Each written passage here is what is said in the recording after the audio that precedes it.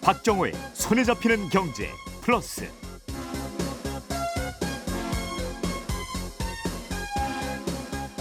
안녕하십니까, 박정호입니다.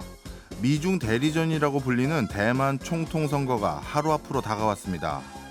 선거 결과에 따라 국제 정세에 큰 변화가 예상되는 만큼 전 세계의 이목이 집중되고 있는데요. 잠시 후 글로벌 리포트에서 자세한 내용 알아보겠습니다. 한국은행이 기준금리를 연 3.5%로 동결했습니다. 부동산 PF 리스크, 물가, 가계부채 등 복합적인 요인이 기준금리를 묶어둔 건데요. 8연속 동결에 담긴 속뜻, 오늘 갓 잡은 경제에서 파헤쳐 보겠습니다. 오늘도 유튜브로 함께할 수 있습니다. 1월 12일 금요일 박정호의 손에 잡히는 경제 플러스, 광고 듣고 시작합니다.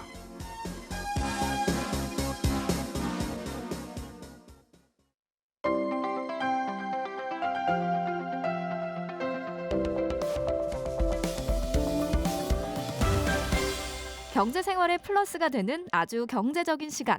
박정호의 손에 잡히는 경제 플러스. 오늘 막 들어온 경제 뉴스를 따끈따끈하게 전해드리는 갓 잡은 경제 시간입니다. 오늘은 2대12의 신수정 기자, 연합인포맥스의 정지서 기자 두 분과 함께합니다. 어서 오세요. 네, 안녕하세요. 먼저 첫 번째 소식은 우리 정 기자님이 주시네요. 어제 열렸던 금통위 소식 맞죠? 맞아요.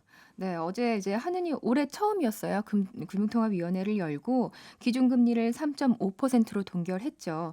이게 사실 지난해 1월에 금리를 올린 이후에 지난 1년 동안 8번 연속으로 동결 기조를 이어간 거였거든요. 네. 그래서 뭐 사실 시장이 예상한 결과여서 동결 자체가 뉴스는 아니었습니다. 네. 근데 뭐 통화정책 방향문이랑 이창용 총재의 워딩에서는 좀 눈에 띄는 부분들이 있어서 전해드리려고 가져왔습니다. 네, 사실 오늘은 진짜 말씀 주신 것처럼 기준금리는 미국 분위기 고려하면 아직까지는 올릴 분위기 아니라는 거 우리도 어느 정도 예측은 맞아요. 했는데 네. 오늘 가장 큰 핵심은 역시 이창용 총재의 말씀이었어요. 맞아요. 일단 통화정책 방향문, 그러니까 이 통방문을 직전 금통이었죠. 지난해 11월 거랑 비교를 좀 해보면 가장 큰 특징은 이겁니다. 그러니까 향후 통화정책을 이야기하는 부분에서 추가 인상 필요성을 판단해 나가겠다 했던 문구를 아예 삭제한 거였어요. 지난해 11월 좀 보면 당시에는 금통위원 6명 중에서 4명이 3.75%로 25bp 인상 가능성을 열어뒀었거든요. 네. 근데 이번에는 이제 만장일치로 동결을 선택했습니다. 예. 뭐 물가 둔화 흐름도 확인되고 있고 또 미국 연준의 정책 스탠스나 뭐 지정학적으로 사실 하마스 사태도 좀 완화하는 분위기도 있고요. 또 예. 최근에는 유가도 많이 빠졌잖아요. 그러니까 이런 여러 대외 여건의 변화를 이유로 추가적으로 금리를 인상할 필요성이 낮아졌다 이렇게 언급을 했습니다. 예. 그래서 이제 이 문구가 삭제된 걸 두고 시장에서는 한은이 기준금리 인상 사이클을 공식적으로 종료했다 이렇게 해석을 좀 하고 있는 거죠. 근데 다만 이제 통화 긴축 기조를 충분히 장기간 지속하겠다라는 문구는 그대로 유지를 했습니다. 네. 그리고 이것 말고 또 이제 통방문에서 부동산 프로젝트 파이낸싱, 그러니까 이 PF 리스크가 증대됐다는 문구가 추가된 것도 사실 좀 눈길을 끌었어요. 네, 뭐 이유는 대충 알겠는데요. 네. 태형건설이 하도 시끄러우니까 심지어 통방문에도 PF 리스크가 결국 언급됐네요. 네, 맞습니다. 어제 이창용 총재 기자회견에서도 사실 가장 많은 빈도로 나왔던 질문이 바로 이 부동산 PF 리스크였거든요. 네. 일단 뭐 태형건설 관련해서 한은은 뭐라고 대답했냐면 태형건설 이슈는 현재 한은이 대응할 단계가 아니다라고 대답을 했습니다. 특히 여기서 이제 중요한 포인트는 뭐였냐? 부동산 PF 관련 리스크에 대해서 한은이 발권력을 가지고 있잖아요. 그러니까 예. 이 발권력을 동원해서 유동성을 지원할 계획이 없음을 명확히 했어요. 그러니까 돈 풀어서 태형건설 그리고 이번 태형건설 사태로 인해 파생하는 것들에 대한 각종 설거지를 지원하는 일이 없다 하고 선을 좀 그은 거죠. 네. 이게 이제 사실 지금 태형건설 시작으로 해서 올해 4월에 총선 이후에 부동산 PF 위기가 더 커질 거다 이런 얘기들이 지금 많이 나오잖아요. 그렇죠.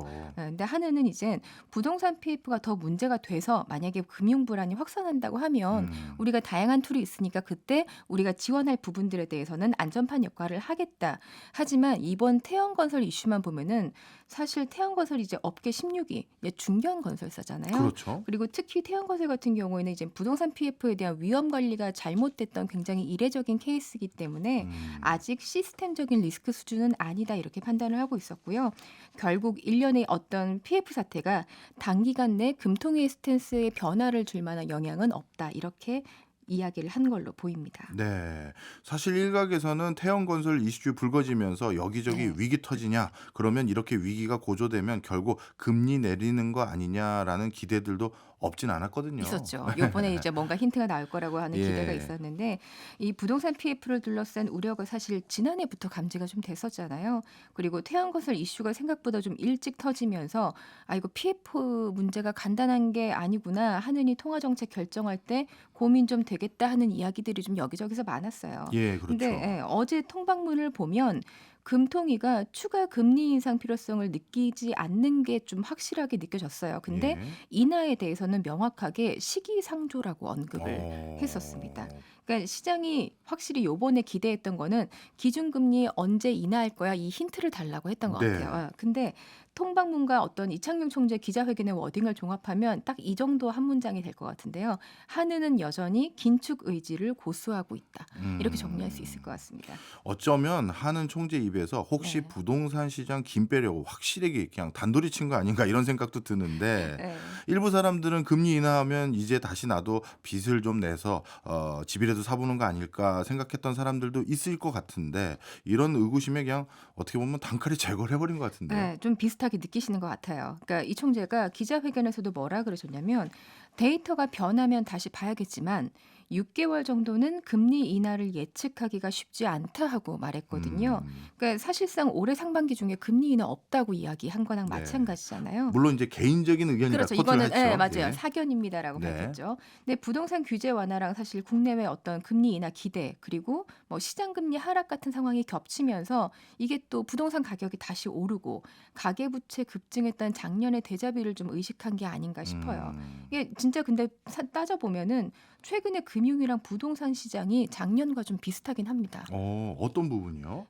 작년에 좀 생각해 보면 우선 시장의 금리가 연말에 급락하면서 금융 여건이 좀 풀렸었어요. 예. 그래서 국고채 3년물 금리 같은 경우가 작년 상반기에 3% 초반까지 떨어졌었거든요. 예. 근데 한국은행이 이제 금리 인상을 그때쯤에 중단했었고 또 미국 연준도 통화 정책 방향을 완전히 바꾸는 이제 피벗 정책에 예. 대한 기대가 좀 커졌기 때문이었었는데요.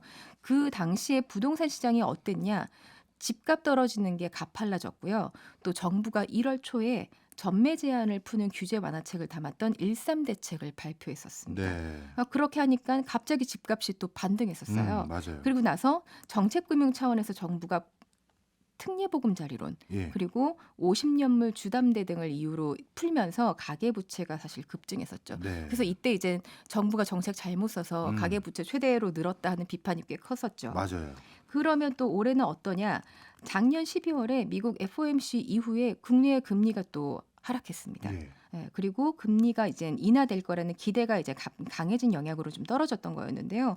최근에 부동산 거래 얼어붙으면서 정부가 그저께 뭘 내놨어요. 일십대책 보셨죠? 네. 일십대책 내놓으면서 이제 여기에 포함된 재개발 규제 완화 같은 거는 사실 또 이런 조치가 집값 상승 부추길 수 있는 거 아니야라고 좀 일각에서 걱정을 하시더라고요. 예. 그러니까 이제 이런 상황인데 한은이 조만간 금리 인하까지 하면 가계부채까지 느는 거 아니냐 하는 걱정이 지금 나오는 것 같습니다. 네. 진짜 말씀을 딱 듣고 보니까 작년하고 굉장히 유사하네요. 부동산 경기 급냉하니까 부동산 경기를 부양할 수 있는 각종 완화 정책, 인센티브 이거 나오니까 진짜 이러다가 다시 또 부동산 흐름 달라지는 건 아닌지 귀추가 주목됩니다. 봐야 될 것 같아요, 좀. 알겠습니다. 이번에는 정 기자님 네.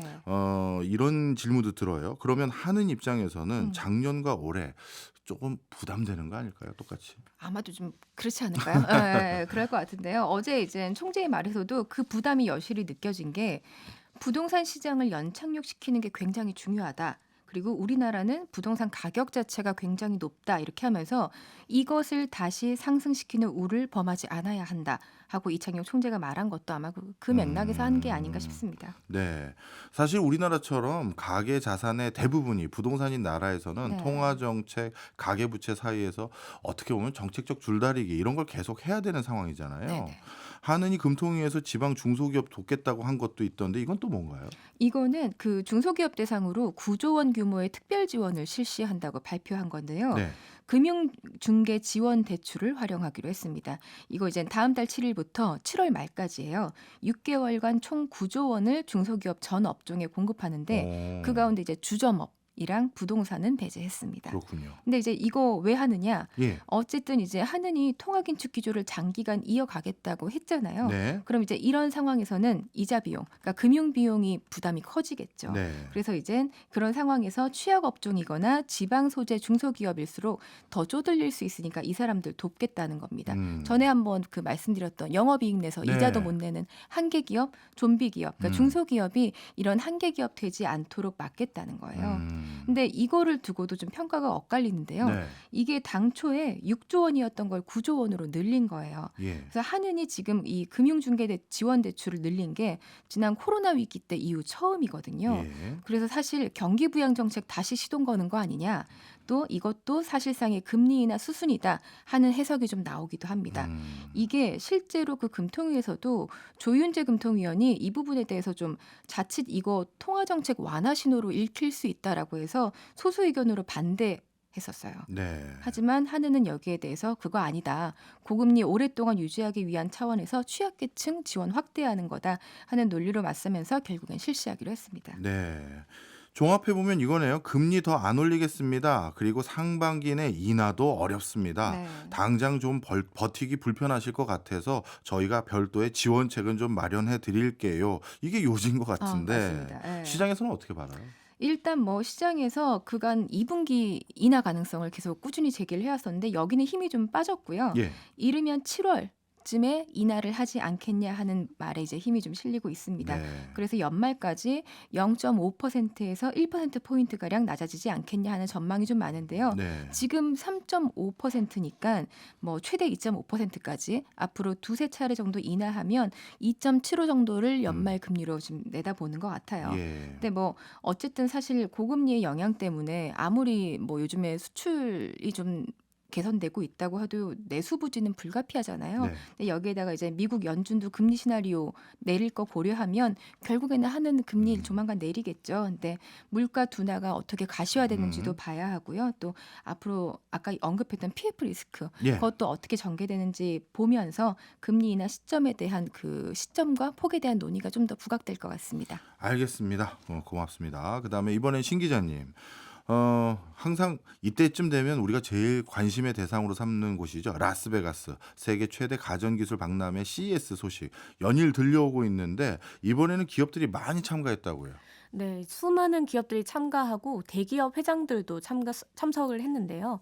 미국 현지에서도 올해 CES가 지난 25년 중에서 가장 성대한 이 CES가 될 거라고 얘기할 정도입니다. 그래서 사실 참가자 수는 아직 코로나 전에 미치지를 못했어요. 하지만 4,200여 개의 기업이 참가하면서 기업 참가 규모가 회복됐고요.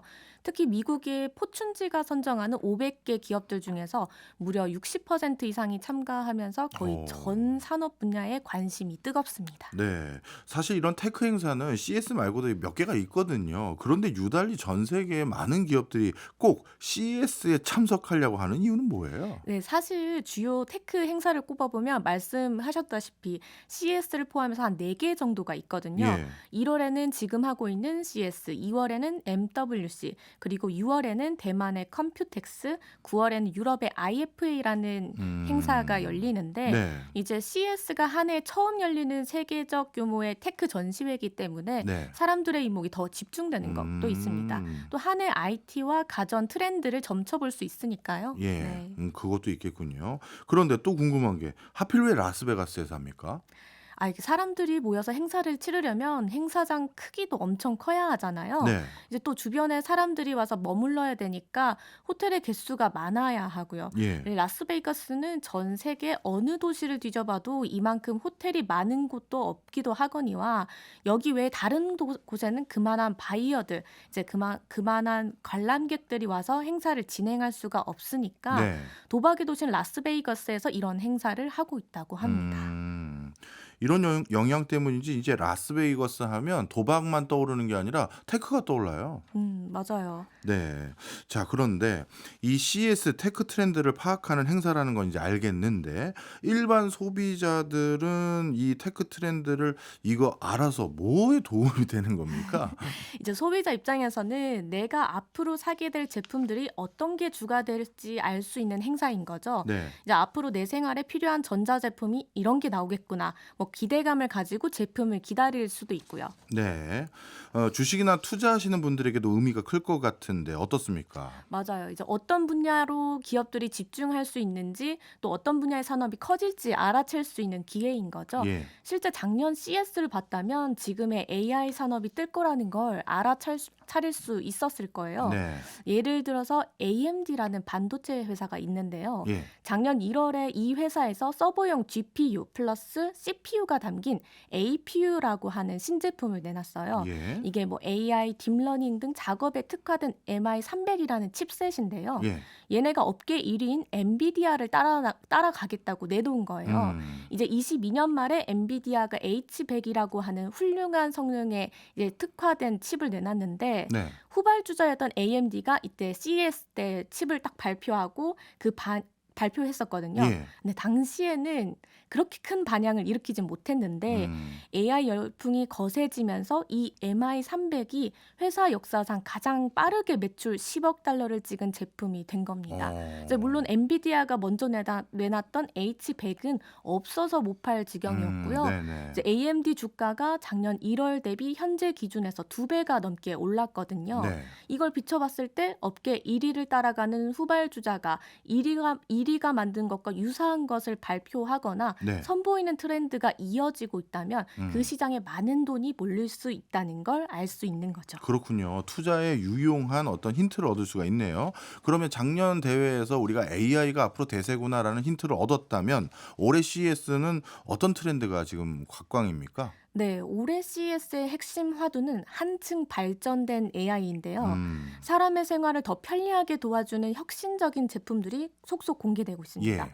기존 AI에서 한 발 더 나아가서 온디바이스 AI로 인터넷 서버와 연결되지 않은 상태에서 AI가 작동하고 좀 더 빠른 반응성과 안전성을 갖췄다는 데 제품의 특징이 있습니다. 그렇군요. 이제 AI가 우리에게 더 발달되게 다가온다면 어느 제품에 이게 차용됐을까요? 먼저 가전 쪽에서는요, 삼성에서 내놓은 AI TV가 있습니다. TV요. 네, 화면 속 영상을 AI가 스스로 조절해서 시청자를 위한 최적의 영상을 만들어주는 제품을 선보였어요. 예. 저화질을 8K 고화질로 선명하게 바꾸고 스포츠 중계를 더 입체감 있게 강화해주면서 현장감을 느끼게 해주는 방식입니다. 또 뭐 빨랫감의 상태를 AI가 판단해서 세탁과 건조를 한꺼번에 수행하는 세탁기, 또 보관 중인 식재료를 분석해서 최적의 조리법을 추천해주는 냉장고도 있습니다.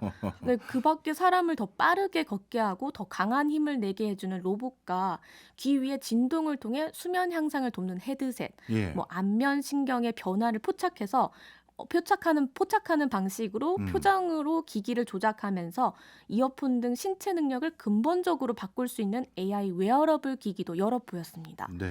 AI가 탑재된 로봇이 개인 비서 노릇을 해주면서 집 관리나 반려동물에게 이상 상황이 생길 경우 알려주면서 필요한 조치를 할 수 있게 도와주기도 하고요. 네, 진짜 AI 시대 도래했네요.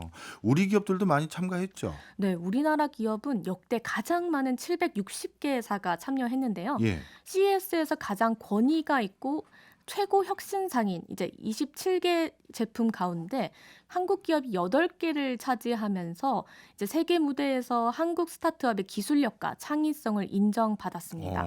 특히 국내 스타트업에서 다리의 힘이 약한 사람이 착용하면 쉽게 걸을 수 있게 도와주는 로봇의 웨어러블 장비가 상을 받아서 주목받았습니다. 네. 중소기업들의 제품 가운데서는 지체장애로 손가락을 자유롭게 움직일 수 없어도 쓸 수 있는 키보드나 뭐 또 주의력 결핍 장애를 겪는 아동이 플레이하면서 집중력을 향상시켜주는 게임, 뭐 휠체어를 타고 마치 고속 자동차를 운전하는 듯한 게임을 할 수 있는데 네. 근력도 향상해주는 그런 프로그램도 눈길을 끌었습니다. 그렇군요. 이런 분야 말고 완전히 다른 분야에 AI가 적용된 사례도 있을까요? 네, 헬스케어 쪽에서도 역시 인공지능이 접목됐는데요. 네. 이제 식사 전후의 식판을 스캔해서 섭취한 영양소와 칼로리를 표시해주고 영양분 데이터를 얻는 푸드 스캐너, 사람의 심장 소리와 호흡 소리를 인식해서 몸에 어떤 이상이 있는지 알려주는 AI 가정용 무선 청진기, 심장 초음파 등 영상 판독기에 AI를 접목해서 판독 시간을 90% 이상 줄여주는 AI 초음파 영상 분석기기 등도 눈에 띄었습니다. 네. 알겠습니다. 이 AI가 이제 아까 말씀 주셨던 것처럼 헬스케어 등 다양한 분야에 적용되기 시작한 것 같네요. AI 시대 어떻게 도래할지 궁금해집니다. 지금까지 신수정, 정지석 기자였습니다. 고맙습니다. 감사합니다. 저희는 광고 듣고 2부로 돌아오겠습니다. 고맙습니다.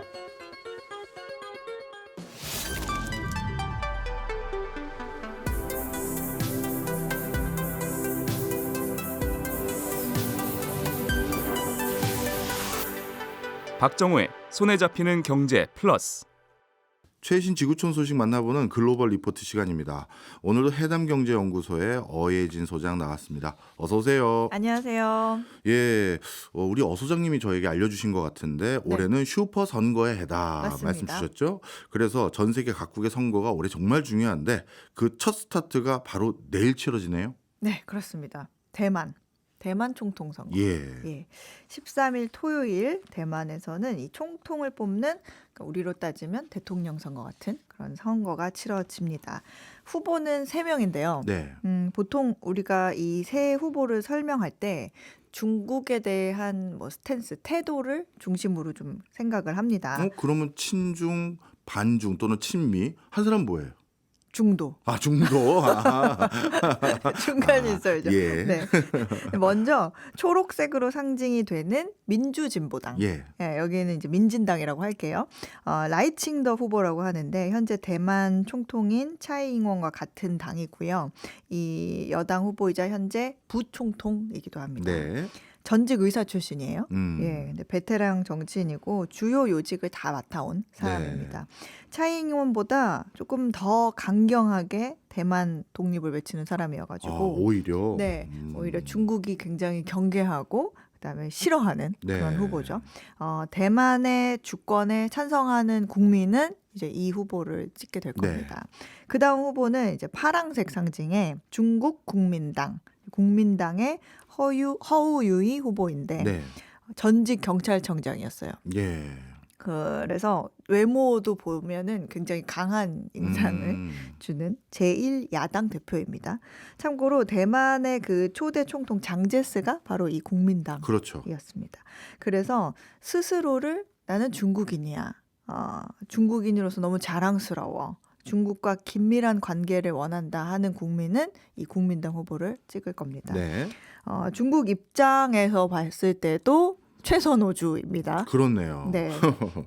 허우유이 후보가 이 중국과 안정적인 관계를 유지해야 대만의 발전이 가능하다 이렇게 얘기하는 사람이거든요. 근데 다만 완전히 중국에 합쳐진다, 동조한다 이런 것보다는 보다 조금 유연한 자세로 중국과 더 많이 대화하고 교류해야 한다 이런 주장을 펼치고 있는 사람입니다. 예. 마지막 후보는 이제 중도 커원저라는 대만 민중당 후보인데 사실 앞 두 후보들은 그 여당과 제1야당의 경쟁이잖아요. 근데 이 사람을 배제할 수가 없는 게 그 인스타그램 팔로워 수만 보면요. 이 사람이 압도적으로 많아요. 두 사람을 합친 것보다 한 3배 정도가 많습니다. 비주얼이 되는 거예요? 아니면 나이가 어린 거예요? 그러지는 않는데요. 그런데도? 그 부분에서는 조금 갸우뚱한데 이 국민들이 민진당 아니면 국민당 이런 양당의 정치에 굉장히 염증을 느낀 젊은이들이 이 후보를 지지를 하면서 20대, 30대 지지율로만 따지면 1위를 달리고 있습니다. 또 차이잉원 집권 후에 이게 지금 대만이 임금은 굉장히 덜 오르는데 집값 굉장히 많이 오르고 인플레가 심해져서 이민 가는 사람이 많아요. 그래서 나는 이제 지쳤어요.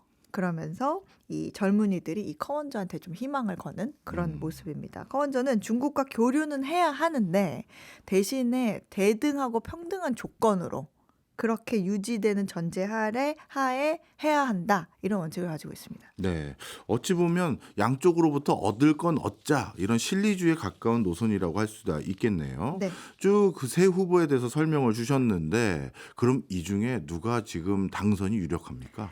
이게 사실 좀 여론조사를 좀 참고를 해야 되는데 대만 같은 경우에는 선거 한 10일 전에는 이런 여론조사를 해서 발표하는 게 금지되어 있어요. 그렇겠죠. 네, 그 대만 현지 방송 TVBS가 실시한 마지막 여론조사를 보면 라이칭더가 33%, 후유이가 30%, 네. 그리고 커원저가 24%입니다. 네. 그러니까 1위하고 2위 간의 격차가 한 3%포인트 정도 나니까 오차 범위 안에 들거든요. 그러니까 조금 뭐 이 중에서 누가 된다고 해도 최종적으로 뭐 이상하지 않은 그런 상황입니다. 근데 참고로 대만 같은 경우에는 뭐 우리나라처럼 사전 투표도 없고요. 부재자 투표도 없고 그냥 당일날 그냥 다 하는 거인데다가 예. 투표함을 옮기지 않아요. 그러면요? 부정선거 이런 거를 염두해서 걱정해서. 투표함을 옮기지 않고 거기에서 개표를 합니다. 네. 수기로. 예. 네, 그래서 열어보기 전까지는 이제 대만은 더욱더 가늠하기가 어렵다 이런 말이 나오는데 현지 목소리를 들어보면 이제 현재 있는 대만인들한테 얘기를 좀 물어보면 그래도 라이칭더가 조금 유리한 상황인 것 같다 이런 목소리는 나오고 있습니다. 반중의 성향이 있는. 네. 네. 제가 한 3주 전인가 대만 갔다 왔었는데 오, 네. 그때는 저한테 뭐라고들 했냐면 네. 후보가 3명인데 한 후보가 우리나라처럼 통합 후보 할 수도 있다. 아, 네, 맞아요. 그래가지고 이게 어떻게 될지 모른다 했는데 결국 셋이 그냥 다 나왔군요. 맞아요. 2번하고 3번하고 합칠 수도 있었는데 네. 결렬이 됐습니다. 그렇군요. 네. 자, 그런데 우리가 이렇게 대만 총통 선거에 관심을 보이게 된 이유는 네. 미중 간의 갈등에 대한 대리전이기도 하고 또 대만이랑 우리나라는 경제적으로도 얽히고 설킨 게 많기 때문에 그런 부분에서 관심이 클 텐데 경제적으로는 어떻게 되는 거예요? 맞아요. 사실 이게 좀 남의 나라 선거인데 우리가 그러니까요. 이렇게 후보 한 명 한 명을 다 뜯어봐야 돼라는 생각을 가질 수 있지만 그거는 다 중국 때문에 영향이 큽니다. 이번 대만 총통 선거는 간단히 말하면 그 미중 패권 경쟁 향방을 가르는 촉매제다. 그렇게 말할 수 있고요. 네. 중국 정부 같은 경우에는 이번 대만 선거를 뭐라고 얘기를 하고 있냐면 전쟁과 평화, 번영과 쇠퇴 사이의 선택이 될 거다. 네. 약간 반협박 같죠? 그렇네요. 네. 그리고 대만 국민들 입장에서는 이제 안으로는 이제 쇠퇴한 경제, 이렇게 팍팍한 경제를 누가 살릴 거냐? 이렇게 어떻게 풀 것이냐. 그리고 밖으로는 앞으로 중국과의 선을 긋고 민주주의, 독립의 길로 우리가 나아가면서 전쟁 리스크를 좀 안고 가느냐 아니면 중국과 함께 가면서 이 하나의 중국으로 안정을 택하느냐 하는 그런 선택이 될 것 같습니다. 네. 그 대만 지인들 얘기 들어보면 나는 사실 대만인이야. 난 대만인이라고 생각해. 근데 대만의 독립성을 지켜야 한다는 마음이 있지만 한편으로는 우리가 하는 많은 사업들이 무역을 비롯해서 노동시장까지도 중국과 굉장히 밀접하게 연관이 있고 그리고 중국의 의존도가 높기 때문에 이 가운데서 선택을 하는 딜레마가 좀 있기는 하다. 이런 얘기도 합니다. 네. 국제적인 시각에서는 이 대만과 중국을 두고 우리가 양안 관계라고 하잖아요. 우리가 북한과의 관계를 따졌을 때 양국 관계라고 안 하고 남북 관계라고 하죠. 그렇죠. 그런 거랑 비슷합니다. 가운데 이 해협을 해안을 마주한 사이에서 양안 관계라고 하는데 그래서 선거 관계에 따라서 결과에 따라서 그 마주한 바다 대만 해협에서 어떤 일들이 벌어지느냐가 아주 중요한데 네. 대만 해협 같은 경우에는요 전 세계 컨테이너선의 절반 가까이가 이 길을 지나갑니다. 그렇죠. 그리고 우리나라가 석유를 수입하는 경로이기도 합니다. 그렇죠.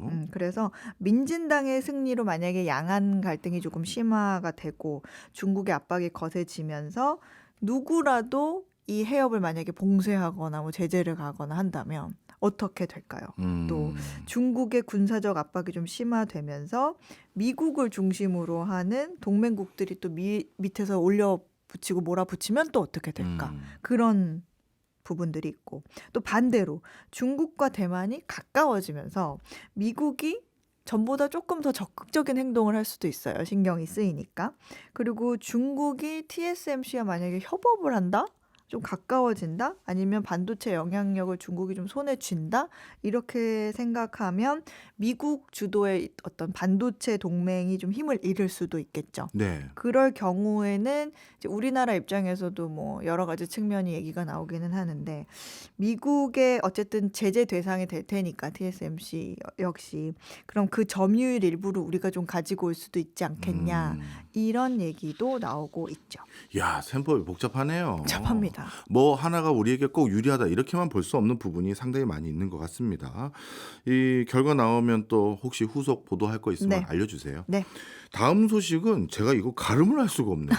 제가 이 세 나라의 공통점이 뭔지 모르겠는데 인도와 인도네시아, 사우디아라비아의 이 세 나라의 공통점 뭐예요?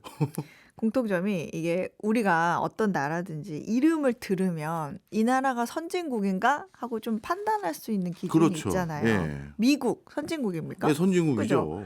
이 나라는 근데 선진국 같기도 하고 아닌 것 같기도 하고 그런 나라들이 요즘에는 거의 없어요. 그렇죠. 좀 판단을 할 수 네. 있잖아요. 근데 그 말은 어느새부턴가 선진국이 되기가 굉장히 어려워졌다라는 아. 말로도 이해를 할 수가 있습니다. 아마 우리나라가 마지막으로 선진국 계열에 들어간 후진국일지도 모른다. 뭐 이런 얘기도 있는데 네. 근데 지금 언급한 나라들 인도, 인도네시아, 사우디아라비아 이 나라들이 요즘 우리가 미래 선진국이 될 수도 있겠다 하고 목소리를 높이고 있고 외부에서도 그래 정말 그럴지도 몰라 라는 반응을 보이고 있는 나라들이거든요. 네. 그래서 오랜만에 이번 세기에는 새로운 선진국이 몇 개 또 나오는 거 아니야 하는 기대감이 있는 그런 나라들입니다. 네. 생각해보니 그러네요. 인도, 인도네시아, 사우디아라비아 전부 무시할 수 없는 국가이긴 하나 우리가 딱 선진국 이렇게 지칭하는 국가에서는 사실 먼저 손꼽히진 않잖아요. 그렇죠. 자, 그런데 사우디아라비아는 아마 이번 세기에는 반드시 본인들이 선진국이라고 평가받는 그런 반열에 오르기 위해서 노력하는 것 같은데 뭐 시설 투자도 많이 하고 네. 개혁 개방적인 노력도 많이 하는 것 같고요. 인도와 인도네시아는 지금 선뜻 시각적으로 떠오르는 건 없네요. 일단 사우디는 말씀하신 대로 좀 관광을 중심으로 한 중동의 허브가 되겠다. 네. 이런 목표가 있고 인도는 중국을 대체하는 제조 전문 국가가 되겠다. 이런 게 비전이고 또 인도네시아는 친환경 전기차 시대에 꼭 필요한 니켈이 굉장히 많이 나는 나라거든요. 네. 전 세계 니켈의 절반을 인도네시아가 생산을 하고 있는데 이걸 팔아서 우리는 선진국이 되겠다. 이런 얘기입니다. 그런데 영국 주간지 이코노미스트 있죠? 이 이코노미스트가 그게 말처럼 쉽지 않을 걸 하면서 조목조목 반복을 하고 있어가지고 네. 눈길을 좀 끌어서 그 얘기를 좀 전해드릴까 합니다. 일단 인도한테는 여보세요. 제조업이 그렇게 쉬운 게 아닙니다. 네. 과거에 한국 같은 나라들이 제조업으로 성공한 거는 당시에 값싼 인력이 투입되고 그게 제조업의 핵심이었기 때문에 가능했는데 요즘 제조업 같은 경우에는 의외로 자본 투자가 많고 그렇죠. 그다음에 공장에는 사람이 별로 없어. 그래서 돈은 없고 사람은 많은 인도가 요즘 제조업하고는 별로 맞지 않을 거야. 라는 얘기를 하고 있습니다. 일부 타당해 보입니다. 네, 근데 인도가 들어오면 좀 기분은 그렇죠. 나쁘겠지만 요즘 제조업은 이 자본 집약적인 경우가 많은 거는 사실이죠. 예. 네, 사실 그 2차 산업으로 분류되는 뭐 제조업 이런 거는 뭐 농업이나 서비스업 같은 1차, 3차 산업보다 성장이 굉장히 빠르고 부가가치가 빠르게 늘어날 수 있는 산업입니다. 근데 농업이나 서비스업도 조금씩 발전은 하지만 100년 전의 식당 서빙이나 지금의 식당 서빙이나 크게 다르지는 않고 그렇겠네요. 또 100년 전의 농업과 지금의 농업도 비슷한 부분이 많은데 100년 전의 자동차 공장과 지금의 자동차 공장은 엄청나게 다르거든요. 예. 그래서 제조업을 하지 않고 선진국이 된 나라는 없고 제조업을 아주 잘하는데도 아직 선진국이 안 된 나라도 없습니다. 네. 네. 그런데 인도에 대해서는 이코노미스트가 내놓은 조언은 그렇게 제조업이 크려면 인도의 제조업체가 진짜 경쟁력 있는 제조업체여야 되는데 인도는 자국의 제조업체를 키우려고 수입 통제를 하고 있거든요. 네. 그러니까 인도에서 제일 자전거를 잘 만드는 회사가 유럽에서도 통할지 그건 모르겠다. 이런 얘기죠. 그래서 경쟁을 시켜야 기업이 크는데 인도는 그런 측면에서는 아직 먼 것 같다. 이런 측면에서 얘기를 하고 있고 인도네시아는 니켈 매장량도 세계 1위 생산량도 다 이제 세계 1위인데 네. 배터리가 지금은 니켈이 많이 들어가지만 어느 날 니켈이 안 들어간 배터리가 개발이 되면 그렇네. 그리고 그 배터리가 니켈이 들어간 배터리보다 좋으면 어쩔 거야. 예. 불안하다. 그게 인도네시아에 대한 지적입니다. 이것도 타당하네요. 우리가 화석 연료를 기반으로 한 에너지 수급 체계에서는 석유라는 게 사실 다 쓰는 거지만 2차 전지는 만드는 방법이 많더라고요. 그럼요. 네. 세 나라 다 지금 두 나라 있죠. 우리 네. 인도랑 인도네시아. 네. 두 나라 다 진짜 쉽지 않아 보이는 충분한 이유가 있는데 사우디는 어떻습니까? 사우디아라비아도 이제 석유 캐는 것 말고 다양한 제조업을 키우려고 하고 있는데 외국 기업을 유치하기 위해 거액의 지금 인센티브를 주고 있습니다. 네. 문제는 그렇게 사우디 정부가 주는 돈을 바라고 들어온 외국 기업들이 치열하게 제조업 경쟁을 하면서 성장할 수 있겠느냐. 차라리 그 돈을 사우디 국민들 교육시키는 데 쓰는 게 좋을 거다. 그런 조언을 하고 있습니다. 결국 요약하면 인도, 인도네시아, 사우디가 굉장히 위험한 성장 전략을 쓰고 있어서 조금 불안하다. 특히 단기적으로 좋아 보이는 자국 기업 우대하기는 장기적으로는 독이 될 수 있는 거니까 진짜 조심해라는 얘기를 이코노미스트가 하고 있는 겁니다. 네. 그러면서 이 1960년대에 한국보다 잘 살던 나라들이 아시아, 남미, 아프리카에 꽤 많았는데 외국 기업 못 들어오게 하고 오냐오냐 키운 기업들이 나중에 경쟁력을 잃으면서 생긴 일이다. 인도, 인도네시아, 사우디도 마찬가지가 될 수 있다라는 이야기를 하고 있는데 이제 누구 말이 맞을지는 좀 지켜봐야 될 것 같습니다. 그렇네요.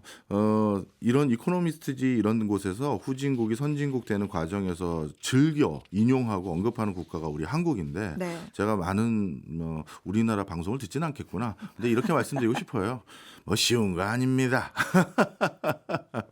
자, 이번에는 또 다른 인도 얘기네요. 또 네. 인도 제가 알기로 인구가 많은 나라고 그러다 보니까 저는 일견 일꾼 그러니까 뭐 근로자로 일할 사람 쉽게 구할 것 같은데 정작 요즘 인도에서는 노동자 구하기가 하늘의 별 따기다. 이건 무슨 소리예요? 네, 그렇습니다. 그 인도의 모디 총리가요. 경제 부흥을 위해서 요즘에 야심차게 밀고 있는 부분이 바로 그 산업화 만들기, 2차 산업의 부흥입니다. 네. 근데 중국의 제조업을 대체할 곳은 인도다 하면서 많은 해외 첨단 기업들이 공장을 인도로 옮기려고 하고 그리고 투자도 많이 하고 있잖아요. 그런데 정작 공장에서 일할 노동자들이 지금 구하지 못해가지고 어려운 상황이라는 거예요. 어허. 굉장히 아이러니한 상황인데 예. 당초에 많은 경제학자들이 인도의 국내 총생산 성장률이 다른 주요 경제국들의 성장률을 앞지를 거다. 네. 이렇게 예상을 했는데 지금 인도의 1인당 평균 소득이 약 2,400달러로 방글라데시보다 적습니다. 오히려 네. 전혀 이해가 안 가네요. 그 많은 사람들은 도대체 지금 다 어디 가서 일하고 있는 거예요? 아이러니하게도 네. 고향에 내려가서 농사 짓는 사람이 많아요. 그래요? 네.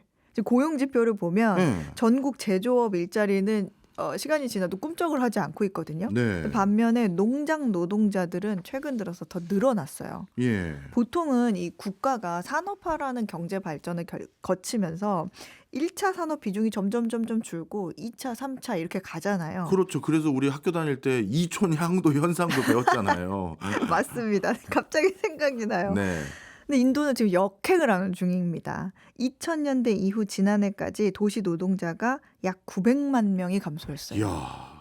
근데 농장 노동자들은 이 비슷한 기간 동안 2억 명이 좀 안 되는 최저치를 기록했거든요. 예. 그러다가 지난 4년 동안에만 약 6천만 명이 증가했습니다. 예. 작년에만 1,300만 명이 농장으로 향하면서 경제학자들이 야 이거 역행하네. 대재앙이다 이렇게 말을 합니다. 네. 왜 사람들이 농촌으로 향할까? 그 이유는 몇 가지가 있는데 우선 임금 문제가 있습니다. 네. 이 팬데믹 이후에 중소공장 임금이 줄었어요. 그래서 그 정도 벌기 위해서 내가 지금 고향을 등지고 도시에 와서 이렇게 고생을 해야 돼? 네. 도시에서 가난하게 사는 것보다 농촌에 가서 가난하게 사는 게 낫다. 이런 생각을 하는 인도인들이 늘어나고 있는 거예요. 예. 그게 하나가 있고 예. 결정적인 거는 모디 정부의 무상 식량 보조 정책입니다. 이건 뭐예요?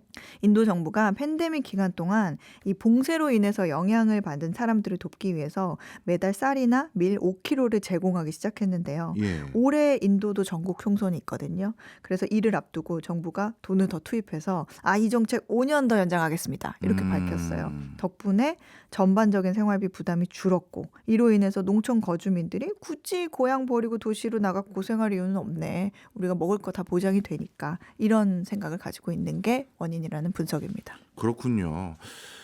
우리 어 소장님께서 해외 각국의 상황을 쭉 말씀 주시다 보면 저도 예전에 뭐 방문했던 곳이나 그쪽 상황들 뭐 떠오르는 것들도 있는데 실제 인도도 보면 사람 장사해야 될 텐데 네. 인도에 요즘 지으려는 그 기업들이 원하는 건 사람을 많이 채용하는 것보다는 아까 말씀 주신 것처럼 축구장 한 10개 규모의 공장에 사람이 100명 정도밖에 일하지 않고요. 그럼 거기다 왜 공장 지었느냐? 그래야 인도가 그 회사 물건 사주니까 그거더라고요. 음. 그래서 아마 그런 과정에서 또 도시 인프라 가격만 비싸지니까 다 시골로 가시는 분들이 더 많아지는 것 같네요. 이것도 참 새로운 트렌드인 것 같습니다. 이번에는 또 태국인데 네. 합법화됐던 대마초 이게 다시 문제가 좀 많아졌나 보죠? 네. 그래서 다시 이거 법으로 제한해야겠다 이런 얘기가 나옵니다. 네. 지난 2022년 6월에 태국 정부가 대마를 마약류에서 제외하고 가정 재배도 허용을 했어요. 예. 그래서 대신 대마의 그 향정신성 물질인 테트라히드로칸나빌롤이 이게 0.2% 넘게 들어갔을 경우에만 취급이 제한되도록 이렇게 예. 얘기를 했습니다.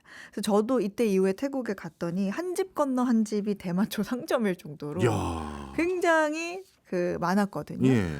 근데 태국인들이 그냥 걸어가다가 슈퍼에서 껌 사듯이 살 수 있는 거예요. 그래서 그 냄새도 요즘 많이 난다고 하더라고요. 냄새도 많이 예. 납니다. 그리고 뭐 치약, 비누, 뭐 음료수, 그리고 식당의 음식에도 대마초가 들어가는 것이 예. 굉장히 흔해졌습니다. 전국적으로 수천 개가 생겼다고 하니까. 근데 애초에 근데 합법으로 허용을 하면 의료 보건용 대마 사용이 장려될 거란 기대가 있었는데 이 향락용, 오락용 대마 공급과 사용이 급증하고 관리에 문제가 발생을 한 거예요. 네. 그래서 지난해 총선에서 대마 규제가 여야의 주요 공약으로 다시 등장을 합니다. 이에 따라서 태국 정부가 대마초와 대마 관련 제품을 다시 마약류로 지정하지는 않고 대신에 의료와 건강 목적으로만 허용하겠다. 오락적 사용은 규제한다. 이런 내용으로 새 법안을 내놨습니다. 네. 향락, 오락 목적으로 대마초를 피우면 그래서 앞으로 우리 돈으로 벌금 약 230만 원 정도에 내고 그다음 그걸 판매한 사람은 최대 1년 징역과 380만 원 정도의 벌금형을 받을 수 있게 한다는 게 주요 내용입니다. 네. 근데 이게 지금 시행된 건 아니고 네. 앞으로 내각과 의회 승인이 이루어지게 되면 이 향락용 대마초는 태국에서 다시 불법이 됩니다. 최근 들어서 여기저기 많은 나라에서 대마를 합법화하길래 이게 바로 이렇게 전환이 돼도 아무 문제가 없이 수용이 될까 했는데 슬슬 문제가 생기는 나라들도 있네요. 네. 다른 나라들도 혹시 변화 생기면 알려주세요. 네. 저는 이게 어떻게 진착될지 그 사회에서 뭐 어떻게 보면 수용될지 정말 궁금했었거든요. 지금까지 어혜진 소장이었습니다. 고맙습니다. 감사합니다.